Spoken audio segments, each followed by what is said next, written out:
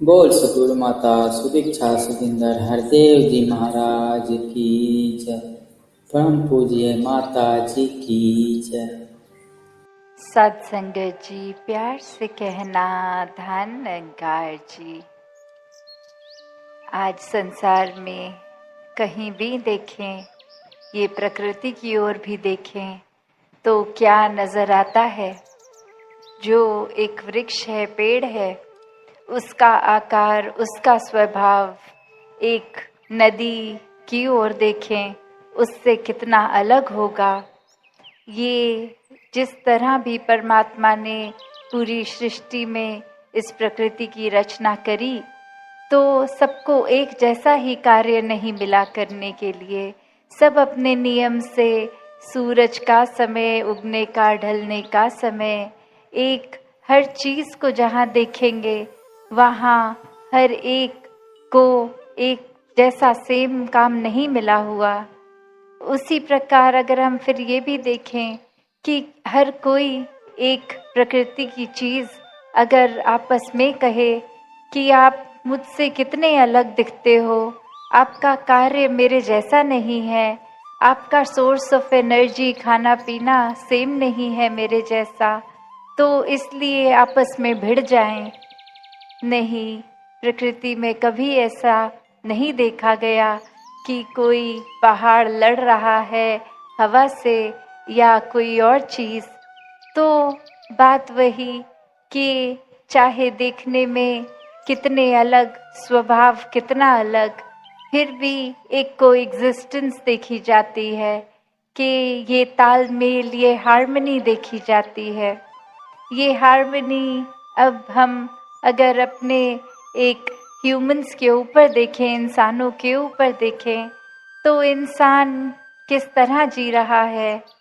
एक छोटा सा ही कारण बना लेता है कि सामने वाला व्यक्ति मेरे जैसा दिखता नहीं है, मेरी एक राज्य की भाषा नहीं बोलता, एक कुछ खाने पीने का एक तरीका, बोलचाल का, एक जाति, एक रिलीजन सब अलग है, तो इसको एक कारण बना लेता है खुद को दूसरे व्यक्ति से ज्यादा ऊंचा और अगले को नीची दृष्टि से देखने का।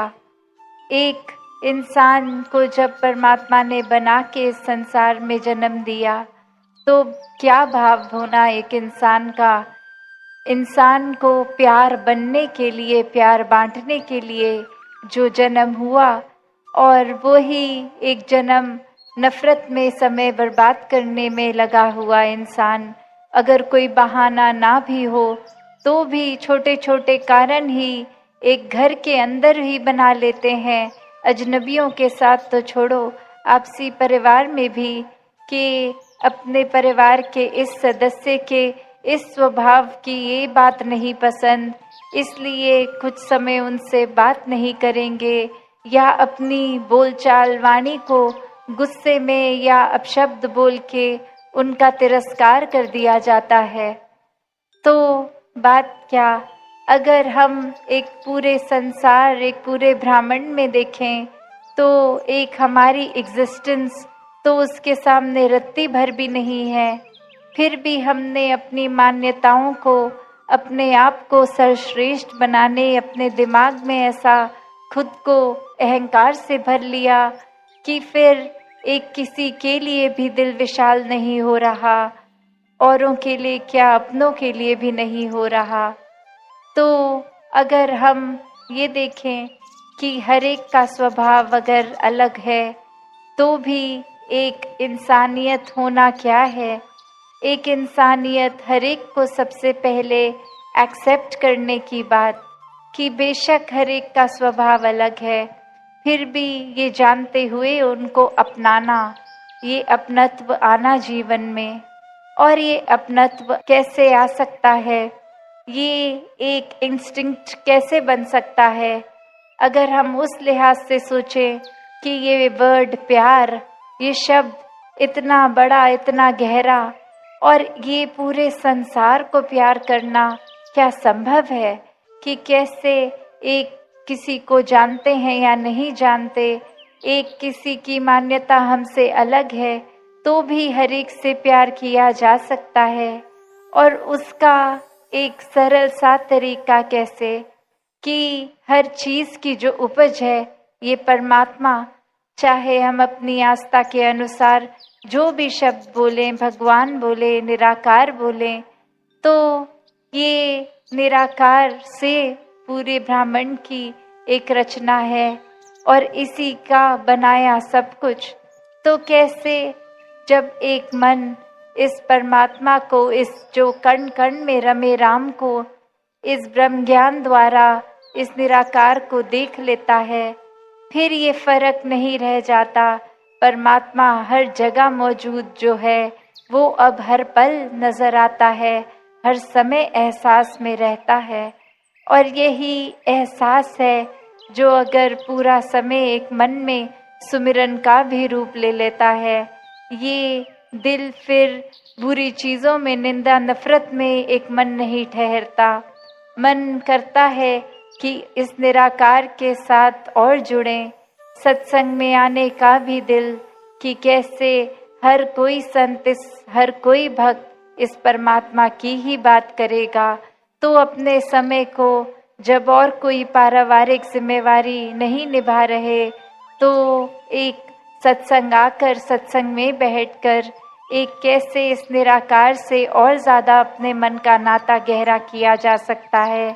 और फिर यही बातें जो भक्तों की, संतों की सुनते हैं, जब वापस भी अपने घर परिवार, अपने कामकाज, अपनी जिम्मेवारियों में, समाज की सेवा में जाते हैं, तो भी बात वही हो जाती है कि अब चहूँ और ये परमात्मा दिख रहा है तो किसी की मदद नहीं हो रही, हर एक के लिए सेवा भाव है, चाहे अपना हो या पराया हो। तो जब ये परमात्मा को देखकर, इससे प्यार करके एक इसके साथ एकत्व स्थापित हो गया, तो इस परमात्मा की बनाई हर चीज से वो प्यार खुद ब खुद हो जाता है। ऐसा ही भाव आज बार बार रूहानियत और इंसानियत संग संग में सब सुन रहे थे कि ये परमात्मा, ये रूहान मन इसके साथ जुड़ जाता है तो ये इंसानी गुण, ये ह्यूमन वैल्यूज एक सीखने की बात नहीं रह जाती। वो खुद ब खुद ये दिल हमारा प्यार बन जाता है तो प्यार बांटता है। फिर दिल किसी की छोटी छोटी बुराइयों को नहीं तलाशता, हर एक के लिए मन इतना विशाल हो जाता है कि सबको एक्सेप्ट करते हुए, सबसे प्यार करते हुए, इस मन में वो गलतियों के बावजूद भी हर किसी की एक मन में प्यार का भाव के साथ उनको बसा लेते हैं। फिर एक मन करुणा, दया का प्रतीक बन जाता है कि किसी के लिए भी अगर कुछ तकलीफ हो रही है तो कैसे खुद सेवा भाव मन में जागता है कि इनके जीवन में हमारे वजह से अगर कोई कंफर्ट आ सके, कोई आराम आ सके, तो उसके लिए भक्त हमेशा तत्परस्त रहते हैं।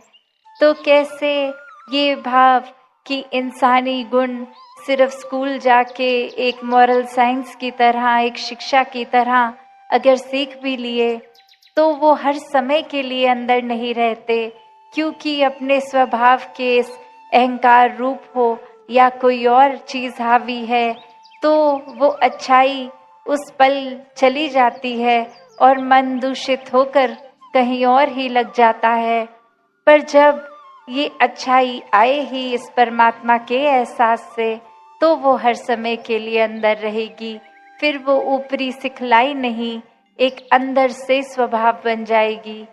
तो ऐसी एक अच्छाई हर समय जीने की शिक्षा ही भक्तजन, संतजन देते हैं और कहते हैं कि अभी तक का जीवन, चाहे बाल अवस्था हो या बुजुर्गी, एक संसार में आकर कर्तव्य निभाते हुए एक इस माया में अक्सर इतना उलझ जाते हैं कि फिर वो भूल जाता है कि घर परिवार एक मेहनत करके एक करा भी तो उसमें इतना खचित ना हो जाए कि परमात्मा के लिए ही समय ना दें पूरे दिन में।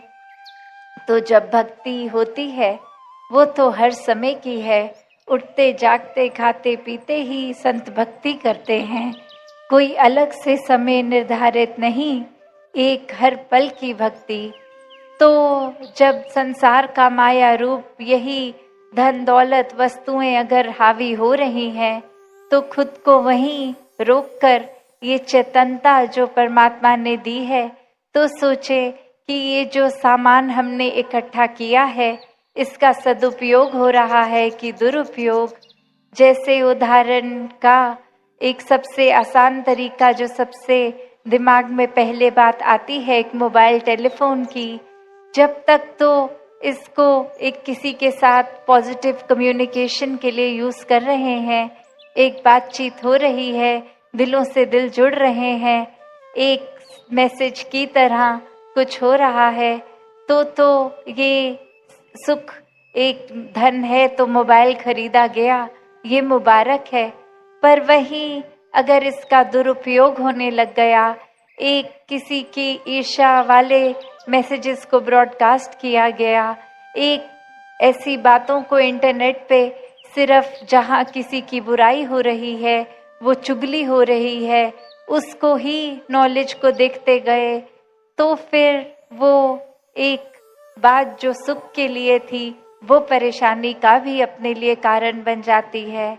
कैसे फिर जो अभी हम सत्संग में भी एक स्पीच में श्रवण कर रहे थे कि अंधेरा है तो अपने घर में हर जगह ठोकर बज रही है, वो बेड भी एक ठोकर लग रही है उसके कोने से, और वहीं प्रकाश हो गया। तो कैसे नजर आ रहा है ये बेड है, ये फ्रिज है, और अब कैसे उसका आनंद लिया जा रहा है, उसका एक शुभ लाभ हो रहा है। नहीं तो वही सुख की चीज दुख का कारण बन रही थी। तो संतों ने भी जिस तरह लिखा है कि तिमिर गयो रवि देखते, ये अंधेरा सालों साल का इस आत्मा का, ये कितने ही अंधकार में न जाने कितने एक शरीर बदलते हुए अपना आप को जहाँ कंफ्यूजन में वही शरीर मान लेती है। और जब ये मनुष्य का चोला मिलता है, तो ये गोल्डन अपॉर्चुनिटी, ये सर्वश्रेष्ठ इस योनि को कहा गया, क्योंकि इसी योनि में एक परमात्मा की प्राप्ति संभव है। तो इस आत्मा का युगों युगों का अंधेरा कि ये जो भ्रमित हो गई, ये कंफ्यूजन दूर करने के लिए ये जो मौका मिला कि इसमें भी अगर हम और योनियों में देखें, ये निद्रा भोजन भोग भय ये हर एक योनि में चल रहा है। तो मानुष योनि में एक ये विवेक, एक बुद्धि, एक वो मौका परमात्मा से अपने दिल को जोड़ने का, ये सिर्फ इसी में संभव है। और जो इस जीते जी इस अवसर को गवाते नहीं हैं, अपने जीवन को व्यर्थ नहीं करते, ये परमात्मा की प्राप्ति करके हर पल परमात्मा को देख लेते हैं, तो उनका ही जीवन जीते जी भी एक असली मनुष्य वाला जीवन बनता है। और अंत समय श्वास छूटने पे भी मोक्ष और मुक्ति के हकदार बन जाते हैं। तो कैसे ये जो युगों युगों का अंधेरा इस आत्मा ने एक ब्रह्म ज्ञान की ज्योति से इस निराकार को देखकर दूर कर लिया। तो बात वही, अगर हम एक कमरे में अंधेरा हो, सालों साल का हो, तो उसको दूर करने में बहुत साल नहीं लगते। उसको तो सिर्फ एक माचिस की तीली, एक दिया लाते ही उस बंद कमरे में जहाँ सालों का अंधेरा है प्रकाश हो गया। उसी प्रकार इस आत्मा को भी ये ब्रह्म ज्ञान रूपी रोशनी इस परमात्मा का जब एक नजर बख्शी इस ब्रह्म ज्ञान द्वारा देखा गया, तो उसी समय ये अंधेरा दूर, भटकन दूर, एक आत्मा जो तड़प रही थी उसको अब चैन और सुकून हर समय का मिल गया। फिर एक जीते जी परिस्थिति एक कैसी भी हो, चाहे अनुकूल हो चाहे प्रतिकूल हो, फिर ये आनंद की अवस्था में जीता है इंसान। एक खुशी और दुख से उठकर आनंद की अवस्था, जहाँ फिर अपने मन को पता है कि परमात्मा तो एक जीवन में सुख दुख लाएगा, पर हमने उस रंग में नहीं, हमने तो परमात्मा के रंग में रंगना है। ये जो भी जीवन में हो रहा है वो परमात्मा मुबारक जीवन बना रहा है, उसमें फिर परमात्मा से शिकायत नहीं, बस शुक्राने का भाव कि जो दिया बहुत दिया, और जितनी मेहनत भी बख्शो कि आगे अपने जीवन में वो मेहनत करी भी जाए। भक्त क्योंकि हमेशा जीवन में एक घर में समाज में रहकर ही भक्ति करते हैं, एक भागते नहीं अपने एक रिस्पॉन्सिबिलिटी से, कर्तव्यों से। तो एक जीते जी जहाँ वो लगन मेहनत करके पालन पोषण घर में हो रहा है, एक समाज की सेवा हो रही है, वहाँ सबसे पहले मन को आध्यात्मिक रहना है, इस मन को परमात्मा से जुड़े रहना है। जैसे एक लाइट में तब तक ही वो लाइट आ सकती है जब तक वो इलेक्ट्रिकल कनेक्शन हो, तभी इस परमात्मा को एहसास में हर समय बसाना है कि ये दैवीय रोशनी हर समय रहे, ये आत्मा हर समय एक मुक्ति जीते जी भी और जीतने के बाद भी प्राप्त कर सके। तो उसी प्रकार जहाँ एक इंसान का जन्म लेना संसार में, एक मौत तक की जो जर्नी, ये जीवन, इसमें अनगिनत ऑप्शंस हैं कि क्या करना है। अगर समय बर्बाद ही करना है तो वो भी किया जा सकता है, और हर समय को एक परोपकारी अपने लिए और संसार के लिए भी बनाया जा सकता है। तो ये परमात्मा जिनके दिल में सही मायनों में बसता है, उनके लिए ये चुनाव बहुत ही सरल होता है कि क्या करना है हर पल। शुरुआत अपने से कि अपने एक स्वभाव की जो भी बुराइयां हैं उसको हटाते चले जाएं और अच्छाइयों को अपनाते चले जाएं, और फिर घर परिवार समाज दुनिया तक ये सेवा भाव भी पहुंचता है। तो कैसे इस परमात्मा के जीवन में आते ही एक बहुत ही एक अपने आप सहज भाव में सेवा सुमिरन सत्संग के प्रति लगाव हो जाता है। जैसे एक बात भी कि ज्ञान ब्रह्म ज्ञान लेकर हम अगर उसको कर्म रूप में जी रहे हैं तो ही एक श्रृंगार रूपी जीवन हो रहा है। जैसे इस जगह से भी प्रयागराज के संगम का जिक्र, तो ज्ञान और कर्म का जब संगम होता है तो ही जीवन एक मुबारक जीवन बनता है। जब इस आत्मा का इस परमात्मा से संगम होता है तभी एक मुबारक जीवन होता है।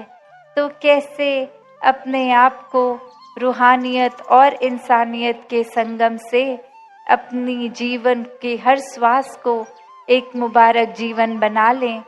समय को एक गवाएं ना, हर समय अपने लिए भी एक जीवन को उस तरह जिएं कि ये अपने लिए भी वरदान और पूरे संसार के लिए वरदान में जीवन बिता लें। एक मन से घृणा नफरत की दृष्टि को हटा के पूरे संसार को समदृष्टि की नज़र से देखें। सब एक समान, सब में वही परमात्मा है जो हम में है, सब ही श्रेष्ठ हैं। तो ऐसा जीवन भक्तों ने जीना हर समय के लिए सिखाया है। और यही सरल बात कि अपने जीवन में ये हार्मनी एंड वननेस प्राप्त करनी है तो एक तालमेल बनकर, एक तरह से एक समदृष्टि बनाकर, एकत्व का भाव बनाकर उसी तरह करते हुए जाएंगे तो बहुत ही सहज हो जाएगा जीवन। फिर कोई वो बात नहीं कि कुछ समय के लिए कुछ मेडिटेशन कर ली, उस समय तो अच्छा लगा और हट गए जब उस अवस्था से, तो फिर हर चीज़ वापस परेशानी दे रही है। ये भक्तों का जीवन तो 24 घंटों की मेडिटेशन है। ये मन में ही इतनी शांति सुकून आती है हर समय कि फिर ये स्थिर जो परमात्मा है, मन इसी पे टिक गया। और जो चीज़ स्थिर है वो उस पे मन टिका है, तो मन तो अस्थिर किसी भी अवस्था में नहीं हो सकता।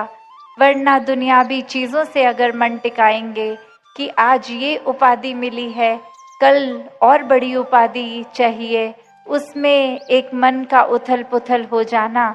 आज इतना धन कमाया है, कल और बढ़ चढ़ के कमाएं, फिर मन को अस्थिर कर लिया। आज छोटी गाड़ी खरीदी है, कल और बड़ी खरीदनी है, उसमें हम उस पल में उस छोटी गाड़ी को नहीं एंजॉय कर रहे, आगे अगली पड़ाव के लिए ही उस पल को गवा रहे हैं।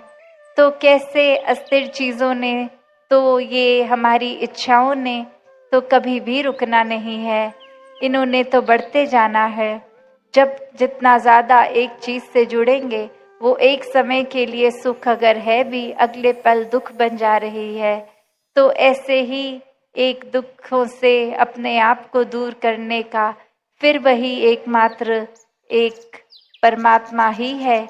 जितना मन परमात्मा में टिकाएंगे, जितना अपने मन को संतोष का एहसास ये लेंगे, तो उतना ही समय हम अपने जीवन का एक इंसान में एक ह्यूमन वैल्यू से जिया हुआ जीवन जिएंगे।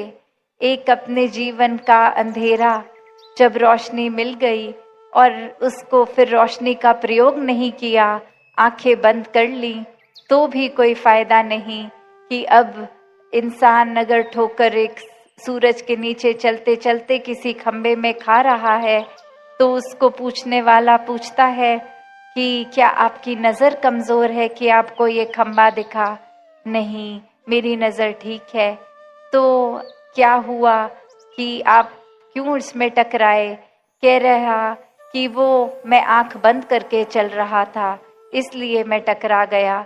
तो बात वही कि अब रोशनी भी है, एक साफ साफ दिखाई दिया जा भी रहा है, फिर भी अगर चुनाव ये चेतनता से नहीं किया गया और आंख ही बंद कर ली, तो फिर इसमें क्या फायदा हुआ। उसी प्रकार ये संतों की वाणी, ये संतों का साक्षात जीवन, एक सत्संग में आना, एक हर पल ब्रह्म ज्ञान लेकर निराकार जहाँ मन में बसा सकते हैं, पर फिर अपने आप को अगर वहाँ से हटा के अपनी आंखें ही मन की बंद कर लेनी, तो फिर वो रोशनी होने का भी क्या फायदा। वो परमात्मा मन में है, पर हम और विकारों को जगह दे रहे हैं मन में बसने की, तो फिर एक समय फिर वही आ जाएगा जहाँ परमात्मा मन में है ही नहीं, एहसास में नहीं है, सिर्फ ये बुराइयां ही हमारी सोच में चल रही हैं, हमारे कर्मों में चल रही हैं। तो जीवन किस तरह जीना है, उतनी चेतनता हर एक में है। तो उसी प्रकार हर कोई अपना जीवन जहाँ भक्त की एक अवस्था जैसी है वैसा जीवन जिए, तो ही एक वरदान में यह जीवन होगा। तो दातार कृपा करे कि अपने जीवन को हर कोई इस प्रभु परमात्मा से जोड़कर जीता चला जाए, ताकि हर पल ही एक जीने की अवस्था बिल्कुल ही एक दैवीय रूप बन जाए। तो दासी और समय का सहारा नहीं लेगी, क्योंकि समय और बहुत बढ़ गया है आगे, और कल का भी दिन है। दासी अपने मन के भाव बाकी कल आप सबके समक्ष समर्पित कर देगी। साथ संगत जी, धन निरंकार जी।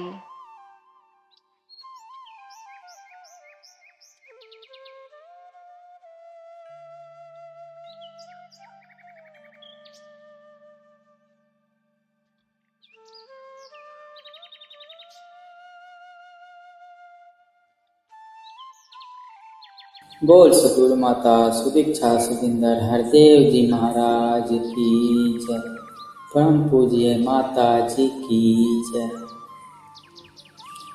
तू ही निरंकार, तू ही निरंकार, मैं तेरी शरण हाँ, मैनू बख्श लो।